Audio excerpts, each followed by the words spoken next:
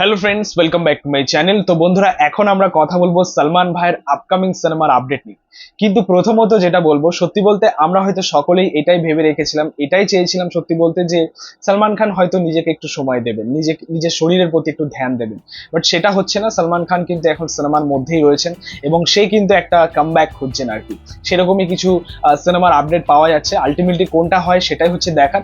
But honestly বলতে গেলে সিকান্দারের মাধ্যমে সালমান খানের ফিটনেসের প্রতি আর কি আমরা দর্শক হিসেবে আমাদের একটা বিতৃষ্ণা চলে এসেছে। মানে আমরা সকলেই এটাই চেয়েছিলাম যে সালমান খান একটু সময় নিক, 2-3 বছর একটু সময় নিক, নিজেকে একটু সময় দিক, নিজের শরীরটাকে একটু মানে ফ্লেক্সিবল বডিতে পরিণত করুক, সেটা চেয়েছিলাম। বাট সেটা হচ্ছে না। সালমান খানের এখনো পর্যন্ত কিন্তু আমরা কোনো রকম মানে পরিবর্তন দেখতে পাচ্ছি না তার ফিটনেসের মধ্যে। কারণ রিসেন্টলি একটা ভিডিও ভাইরাল হয়েছে, একটা ডান্স ভিডিও ভাইরাল হয়েছে সোশ্যাল মিডিয়াতে, যেটা নিয়ে খুব খুব খুব পরিমাণে আর কি ট্রোল হয়েছে বিষয়টা। সালমান খান নাচছে এবং তার ভুঁড়িটা বেরিয়ে আসছে আর কি, এবং যেটা সত্যি দেখতে খুবই খারাপ লাগছে। এবং সালমান খান যে এই অবস্থায় আসবে এটা কখনোই ভাবিনি। আমিও কিন্তু সালমান ভাইয়ের বিরাট বড় ফ্যান। পুরোনো আমার কিছু ভিডিও দেখলে হয়তো আপনারাও বুঝতে পারবেন, আমার মানে খুবই পছন্দের একজন হিরো। বাট তার এই অবনতিটা দেখে সত্যি খুব খারাপ লাগছে। আমার মনে হয় তার নিজেকে একটু সময় দেওয়া দরকার। আমার মতো অনেকেই রয়েছে, অনেক দর্শক রয়েছে যাদের একই বক্তব্য রয়েছে, একই মতামত রয়েছে যে সালমান খানকে একটু ব্রেক নেওয়া উচিত। বাট সেটা হচ্ছে না। সালমান খান এখন আপকামিং কিছু বড় প্রজেক্ট নিয়ে আসার প্ল্যান করছেন। একটা বিষয় আমার খুবই অবাক লাগে এবং এই মুহূর্তে দাঁড়িয়ে এটা বলতে বাধ্য হচ্ছে যে সালমান ভাইয়ের কিছু শেখা হচ্ছে সানি পাজির কাছ থেকে। সানি পাজির এজ হচ্ছে এখন 67। ভাবুন এই বুড়ো বয়সে এসে নিজেকে কিভাবে ফিট রেখেছেন এবং জাটের মতো ছবিতে কাজ করছেন, বর্ডার 2 আসছে তার, তো এমন কিছু ছবিতে কাজ করে এবং নিজেকে সেভাবে মেনটেন করে রাখছে। তো অবশ্যই আমাদের অবাক করে যে মানুষটা একটা সময় নিজের বডির জন্য আর কি জানা যেত, নিজের ফিটনেসের জন্য আর কি জানা যেত, আজকে সেই মানুষটার এই অবস্থা, নিজের ভুঁড়ি বার করে আর কি নাচছে এইভাবে।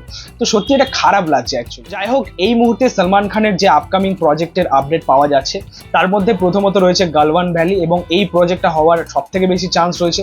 এই প্রজেক্টটা বা এই সিনেমাটাকে ডিরেক্ট করবেন রাজকুমার গুপ্তা। রিসেন্টলি তিনি রেড 2 মতো সিনেমাতে কাজ করলেন বা পরিচালনা করলেন আর কি, যে ছবিটা আর কি সাকসেসফুল হয়েছে, এবং তিনি রয়েছেন আর কি এই ছবির পরিচালনার দায়িত্বে।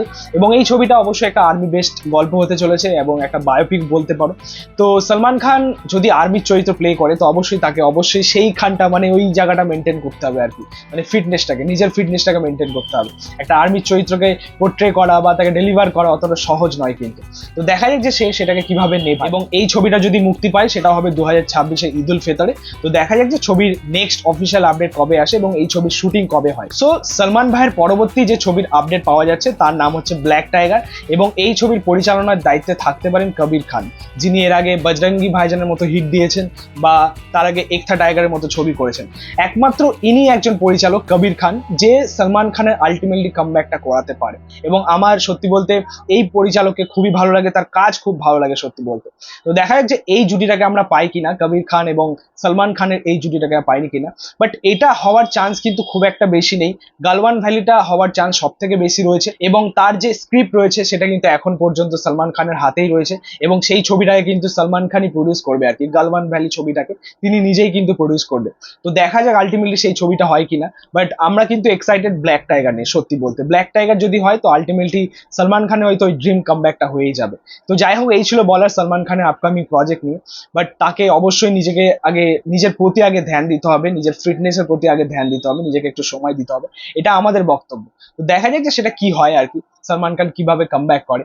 তো যাই হোক, এই ছিল বলার। তোমাদের মতামত এবং রিয়াকশন অবশ্যই কমেন্টে জানিও। ভিডিওটা ভালো লাগলে অবশ্যই লাইক কমেন্ট শেয়ার করে দিও। পাশে থেকে সাপোর্ট করে চ্যানেলটাকে অবশ্যই সাবস্ক্রাইব করে দিও। পাশে থাকা বেল আইকন প্রেস করে দিও পরবর্তী ভিডিওগুলো আপনার। Thank you, tata.